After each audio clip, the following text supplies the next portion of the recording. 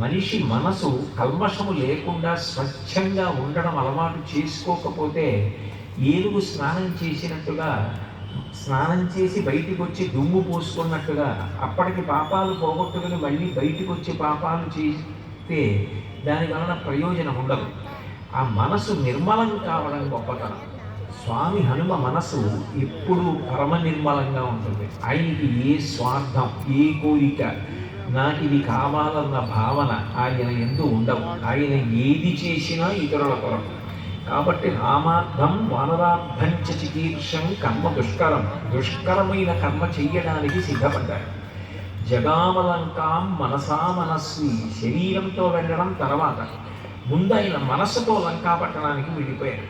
అంటే ఒక కార్యాన్ని సాధించాలి అంటే ముందు దాంట్లో ఉండేటటువంటి కష్టాలు సుఖాలు మనసుతో ఊహ చేసి సాధ్యమైనంత వరకు ప్రతిబంధకాలను అధిగమిస్తూ కార్యమును ఎట్లా సాధించుకుని సంతోషంతో తిరిగి వెళ్ళిపోవాలన్న దాని మీద ఒక స్పష్టమైన అవగాహన కలిగి, మనసుతో ముందు సంతోషంగా ఎవరు వెళ్ళగలడో వాడే తర్వాత శరీరంతో కూడా వెళ్ళి కార్యమును సాధించి తిరిగి రాగలడు. అసలు మనసుకి సంతోషం లేదు. మనసు నిర్వీర్యమైపోయి కార్యం మీద బయలుదేరే ముందే ఎందుకు వచ్చిన ప్రారంభం ఇదంతా ఎందుకు నేను వెళ్ళడం అని దిగులుతో బయలుదేరాడు అనుకోండి. మనసు దిగులుతో ఉన్నప్పుడు, మనసు ఉత్సాహంతో లేనప్పుడు శరీరము సహకరించే అవకాశం ఉండదు.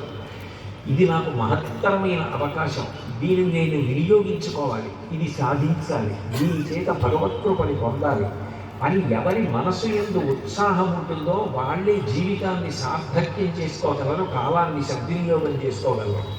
ఆ ఉత్సాహం లేని వాళ్ళు జీవితం ఎంతకాలం ఈశ్వరుడు ఇచ్చినా దాన్ని సద్వినియోగం చేసుకుని సత్కర్మల యందు ప్రవర్తించడం సాధ్యమయ్యే విషయం కాదు. హనుమ యొక్క స్వచ్ఛమైన మనసుకి, ఆయన మనసుకి ఉండేటటువంటి జవానికి, ఆయన శమదమాలకి గుర్తుగా సుందరకాండలో ఆయన బయలుదేరడానికి ముందే మహర్షి ఆయన మనసుతో లంకా పట్టణానికి ఎలా వెళ్ళగలిగారన్న విషయంలో పునాదిగా కిష్కింధకాండ చిట్ట చివరి శ్లోకంలో ఈ విషయాన్ని వర్ణిస్తూ ఈ మాటలు అంటారు.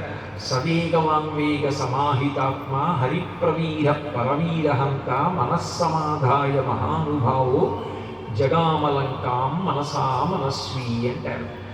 ఆయన మనసుతోటే లంకాపట్టణానికి ముందు వెళ్ళి తర్వాత శరీరంతో వెళ్ళారు. అంతటి ఉత్సాహవంతుడు.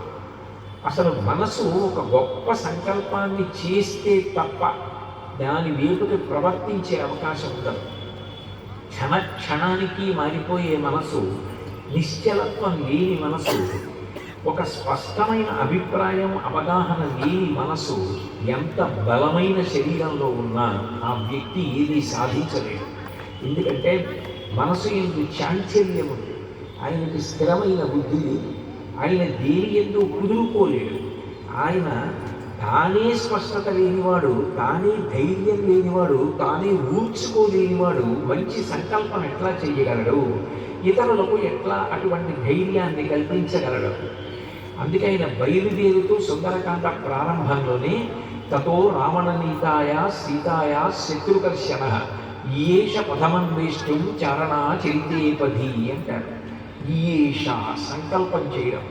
ఏదైనా ఒక మంచి పని చెయ్యాలి అంటే మొట్టమొదట మనసు సంకల్పంతో నిలబడగలగాలి.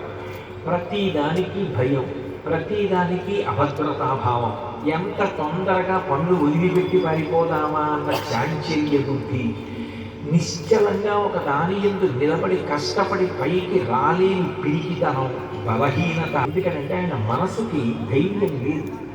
అసలు ఆ ధైర్యం ఉన్న మనసు ఏది ఉంటుందో అది మాత్రమే గొప్ప గొప్ప సంకల్పములు చెయ్యగలదు. ఈయేష అన్నారు మహర్షి. తతో రావణనీతాయ సీతాయ శత్రుకర్షణ. రావణాసురుని చేత అపహరింపబడిన సీతమ్మ ఉన్న జాడ కనిపెట్టడానికి శత్రుకర్షణుడైన హనుమ చారణులు ఏ పథంలో ప్రయాణిస్తారో అటువంటి పథంలో ప్రయాణించడానికి మనసులో సంకల్పము చేసినారు. అంటే అన్ని కోట్ల వానరములు సంకల్పం చేయలేదు మనం బయలుదేరదామని. హనుమ ఒక్కరే అటువంటి సంకల్పం చేశారు. అటువంటి సంకల్పం చేసి వెళ్ళి సీతమ్మ దర్శనం చేసి రావడం అంటే అదేమైనా బంధు